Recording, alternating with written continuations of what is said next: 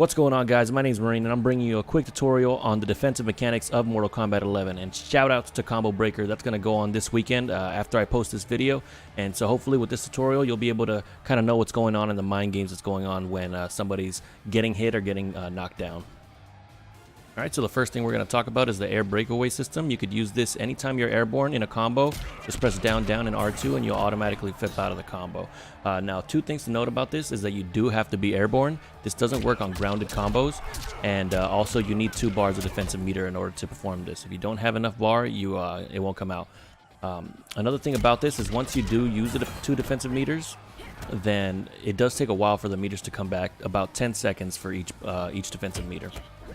Alright, so the only true way to counter a breakaway is to leave them standing, so don't do an aerial combo, but if you do launch them, you can do it down 2 and it'll do a big chunk of damage just like that, and they can't do anything about it. It has to be on a read though, right? Because reacting to breakaways is pretty impossible unless you're a young god. Alright, so now we're going to look at wake up attacks. The first one we're going to look at is a wake up 3. If you don't know what it looks like this. Alright, so that's going to be the input, just literally up and 3 as you're getting up. If you do try to mash or hold up, it won't come out. That'll come out, and you see a lot of that online when you're playing with somebody. You actually have to get the timing down. The timing is pretty much as the character's getting up, and that's going to be the input for. Definitely. All right, stop watching the video. I'm a fraud. All right, so the timing is basically just going to be, you know, as they're getting up, just like that. And if you misinput it, then you get a jump, or you get a just standing 3 or something. And keep in mind that it does take a defensive and an offensive meter. Alright, so now we're going to go over how to counter up 3s. So most up 3s are going to be safe. Some of them are going to be negative on block where you could punish it. But for this example, we're going to use Sub-Zero's. And as you can see on the frame data, his is -7, making it safe on block. Now, to counter a wake-up attack like this, all you have to really do is, you have 3 options. You can either back up, outspace it, and then punish that way. You can jump up, or you could flawless block it. And I'll go ahead and show off each one of those examples.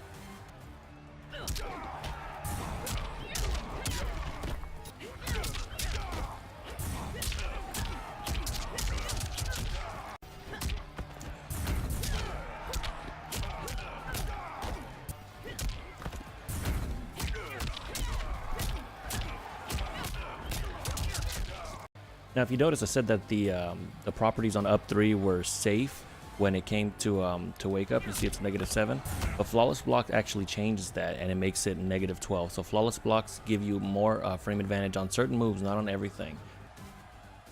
Alright, so the next one that we're going to go over is going to be the up 2. This wake up allows the opponent to get a full combo, so the person that's on their back, they get a full combo if this does hit.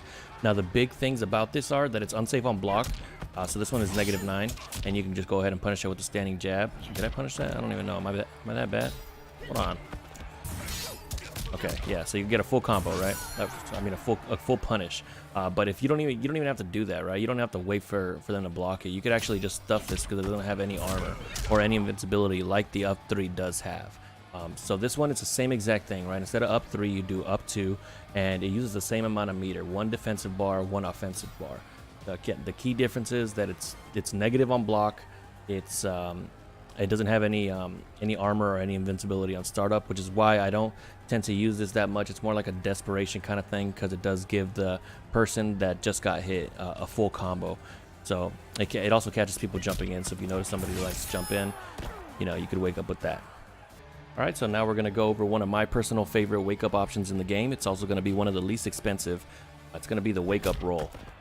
Oh, that's not a god.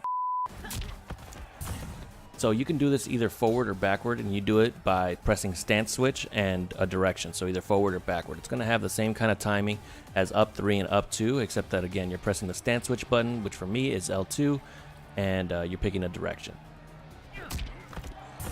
So this getup is really good because it actually allows you to whiff punish somebody if they decide to try to melee you, because it's completely invincible on startup.